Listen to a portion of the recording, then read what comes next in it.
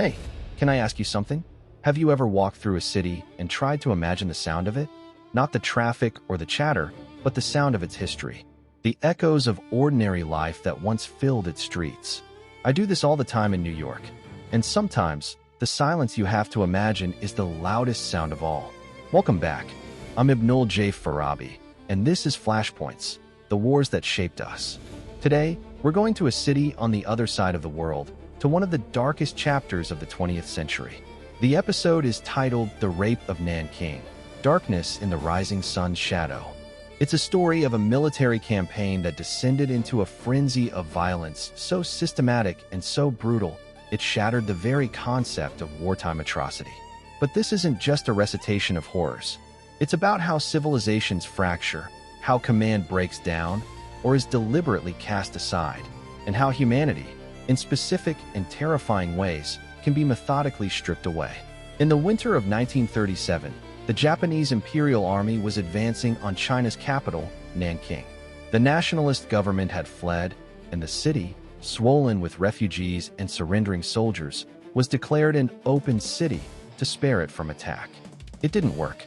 On December 13th, Japanese troops smashed through the ancient walls.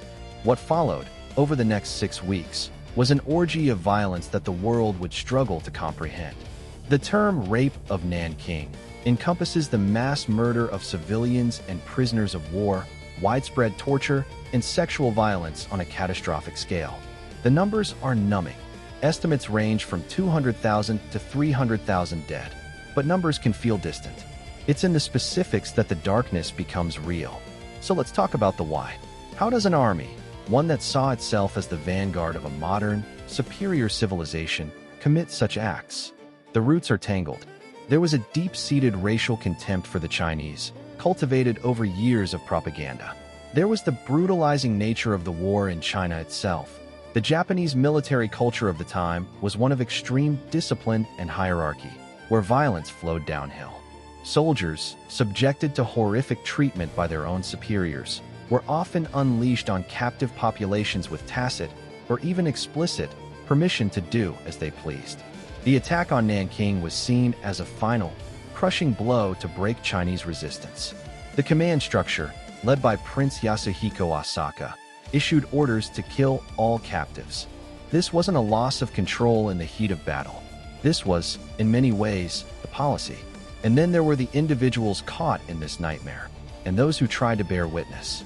This is where the story finds a sliver of light, not enough to dispel the darkness, but enough to outline its shape. A small group of Western businessmen and missionaries, led by a German businessman named John Rabe and an American missionary named Minnie Vautrin, established the Nanking Safety Zone, a few square miles of neutral ground within the city. They risked everything, confronting soldiers at gunpoint, pleading, negotiating, using their foreign status as a fragile shield to protect thousands of Chinese civilians. Rabe, a member of the Nazi Party, used his swastika armband as a tool of protection, writing frantic letters to Adolf Hitler begging for intervention. The irony is staggering. Their diaries and reports are some of the most crucial documents we have. First-hand accounts that meticulously recorded the atrocities when the Japanese government hoped to bury them. But perhaps the most enduring voice to emerge from Nanking was that of a young woman, years later. Iris Chong, the daughter of Chinese immigrants, wrote the groundbreaking book The Rape of Nanking in 1997. She brought this history, long suppressed in Japan and somewhat sidelined in the West, screaming back into international consciousness.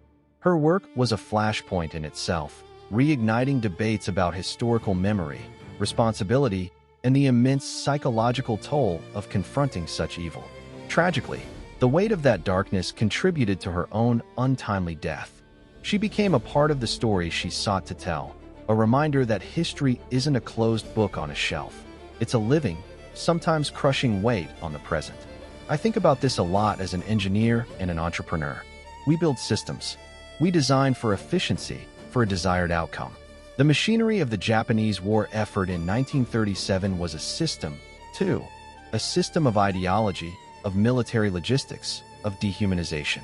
And when that system was directed towards an outcome of pure terror, it operated with a horrific, methodical efficiency. It shows me that the line between order and atrocity is terrifyingly thin. It's engineered. It makes me question every system I'm a part of, every process I design. What are the safeguards? Where is the humanity hard-coded in? Because in Nanking, those safeguards were deliberately removed. So what do we do with a history like this? We don't look away. We sit with the discomfort. We honor the memory of the victims by speaking their names, by remembering the scale of the tragedy not as a statistic, but as a collective of individual lives, hopes, and stories extinguished. We listen to the voices of the survivors, whose numbers dwindle with each passing year. And we confront the dangerous myth that some histories are better left forgotten. The rape of Nanking isn't just a Chinese story or a Japanese story. It's a human story. It's a stark map of the absolute depths we are capable of reaching and a testament to the fragile, incredible courage of those who stand in the breach, like Rabe and Vautrin, who prove that even in the deepest shadow, a choice to protect another human being can be made. If this episode resonated with you, if you believe as I do that understanding these flashpoints is crucial to understanding our world today, please help the show. Share it with someone. Subscribe wherever you get your podcasts. It means the world. This is Ibnul J. Farabi for Light Not Studios. Thank you for listening. Take care.